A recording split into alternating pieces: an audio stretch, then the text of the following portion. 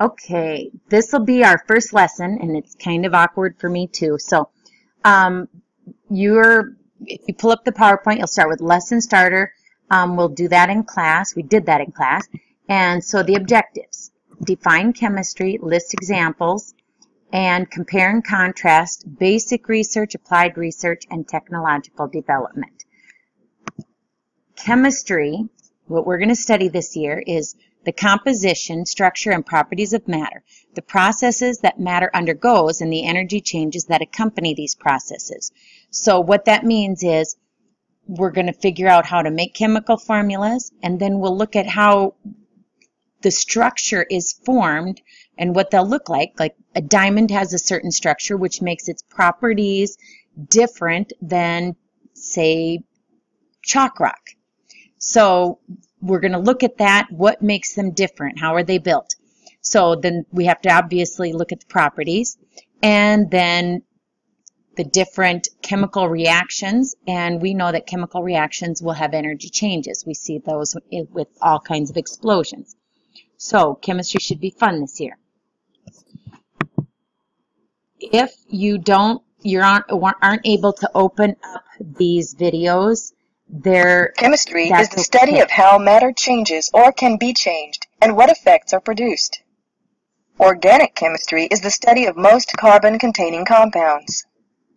Biochemistry specifically studies those organic compounds found in living organisms, the processes they undergo, and the interaction of living organisms with inorganic compounds. Inorganic chemistry studies all substances not classified as organic, mainly those compounds that do not contain carbon. Another way to look at chemistry is to consider the chemical reactions being studied. Physical chemistry studies the properties and changes of matter and their relation to energy. It can involve both organic and inorganic compounds. Analytical chemistry focuses on identifying a material's components and composition. Theoretical chemistry uses mathematics and computers to understand the principles behind observed chemical behavior in order to design new compounds and predict their properties. Okay, now we're back to our slides. So the branches of chemistry that they just described on that visual concept. So if you weren't able to open that, this is what it talks about. Organic chemistry, the study of most carbon-containing compounds. For us, this is important in North Dakota with the oil industry and the coal industry. That is all organic matter and an important topic. Inorganic chemistry is going to be those things that were from non-living things, substances. So the study of non-organic, because organic is from those that are carbon-based or from living or were living. So organic fragments bonded to metals would be organometallics, and we'll discuss that. And then physical chemistry is the study of the properties and changes of matter and their relation to energy. Branches continued. Analytical chemistry. We'll do a little bit of analytical chemistry, but our tools in lab are not going to be sufficient enough for us to get perfect results. We look for having less than a 10% error, but we are limited, and we'll talk about that limitation that we have. Biochemistry is the study of substances that we do within our body. You do cellular respiration, which involves the Krebs cycle, the citric acid cycle, the electron transport chain, glycolysis, all of those things which you learned in biology last year. And we'll touch on that again this year because that was probably one of my most difficult classes that I took in college. Theoretical chemistry. Obviously, you know what the word theory means. That means, you know, a proven concept, something that has proof or facts or information to support it. So we're going to use mathematics, computers, or principle, or to understand the principles, or just ideas that we can prove. And we'll predict different compounds. They do this to predict compounds. And then when we discover them, we find, you know, they find that they are pretty accurate with their theories. So branches of chemistry. When we think about chemistry, we think of different chemicals. Sorry about that. A chemical then is any substance that has a definite composition. Sucrose, water, and carbon dioxide all have a definite composition. Okay, this was my attempt at writing on my screen here to write those chemical compositions. Sucrose is C12H22O11. It's always that. Water is H2O and carbon dioxide is CO2. If some of you know glucose, glucose is a simple carbohydrate, if you remember from last year, and that is C6H12O6. And sucrose is a double sugar, so it's double everything minus 1 water. And we'll discuss that a little bit more in class tomorrow. We'll get to the basics and then we'll discuss more of that. Then,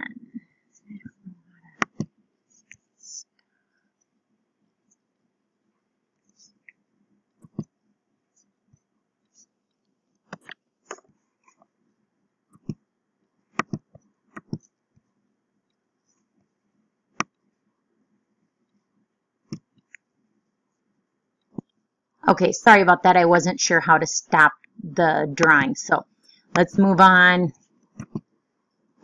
Technological development typically involves the production and use of products that improve our quality of life. Obviously, computers sometimes improve our quality of life and sometimes they don't. Catalytic converters in cars, biodegradable materials so that they're not piling up in the landfills. Basic research, applied research, and technological development often overlap. So sometimes we have applied research, and that's where we take just learning to learn, which would be your basic research, and we can apply it to something. I guess the best was the discovery of penicillin. He was just studying molds, and he was able to apply it to the killing of bacteria, which then led to applying it to human beings, using it to kill bacteria in our bodies. So that's where basic research became applied research, and then technological development, usually we think of electronics in that fashion. Doesn't always have to be. So there are 8 top chemicals in the United States, made in the United States, and these are those chemicals. And they give you what they are. I'm not going to read each of those to you. We will have discussed those a little bit in class today, so you'll have a little bit of a heads up on that. So that is the end of this lesson for section 1.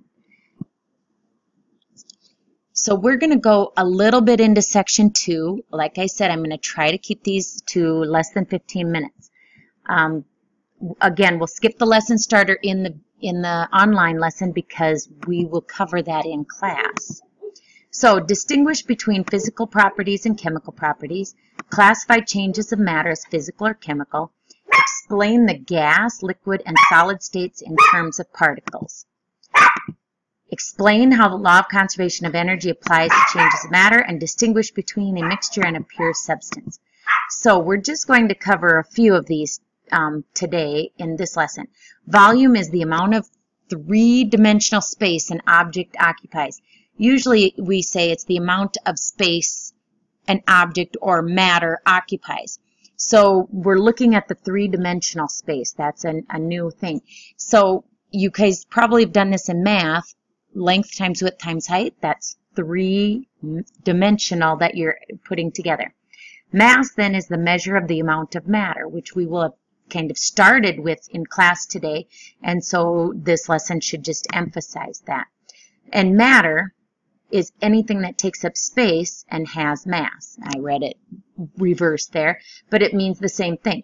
So volume, mass, and matter we will have touched on in class, and now you're getting a lecture component to it. I hope you kind of understand what we're going with here. So matter.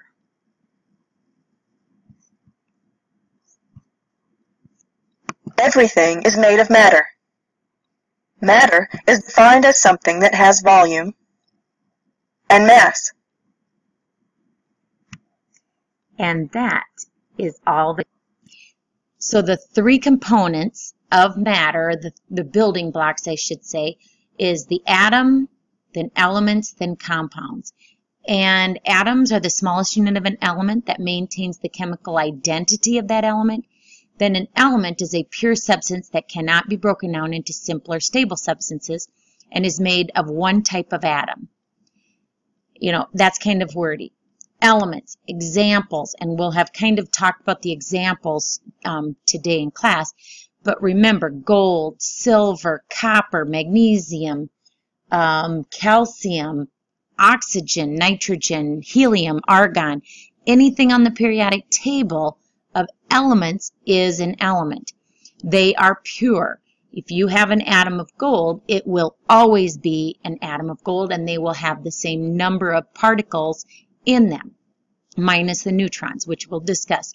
But an element, if you had an atom, if you had 10 atoms of gold, they would all look the same. You could count their protons, and they would have the same number of protons. Then a compound is a substance that can be broken down into simple, stable substances, but you can't break it down any further and still have it be that compound. So it's made up of atoms of two or more elements that are chemically bonded. So for an atom, I'm going to stop again. So my drawing didn't stay on there, so bear with me. So I want to show you two compounds and do a comparison of them, and that is, I do not know if this showed my drawing on there. So I'm going to, a compound, CO2 versus CO. CO2 is carbon dioxide, and we exhale it and breathe it in on a regular basis. And CO is carbon monoxide, and this one, if you breathe it in, it will kill you. And then water, H2O, is a substance that we need to live, but H2O2 is hydrogen peroxide. So do you see how you can't break it down? You can't remove anything from this compound and still have that compound. Same with these two. And that's how all compounds are. If you remove anything or change anything, as far as the composition, you change that compound.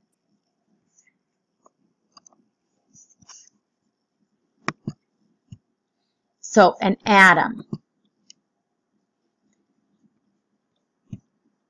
Oh, this one is not going to play.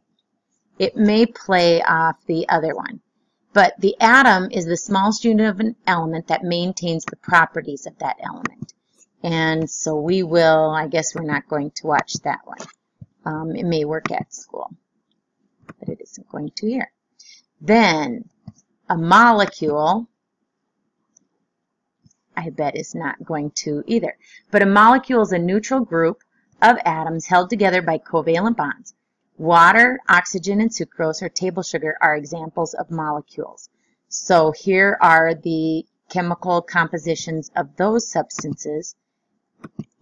And the last one that we're going to talk about is a compound. So a compound is a substance that is made of atoms of two or more different elements joined by chemical bonds. So we have to discuss the difference between molecules and compounds. A compound is a material made up of a group of atoms bonded together in a regular fashion in predictable numbers. The active ingredient in aspirin for elements in this arrangement, it isn't aspirin. Bonds hold the atoms in chemical compounds together. Compounds have properties that are very different from their original elements. In contrast to aspirin, which contains carbon, hydrogen, and oxygen, the elements hydrogen and oxygen are gases at room temperature. One form of carbon is the solid found in pencil lead.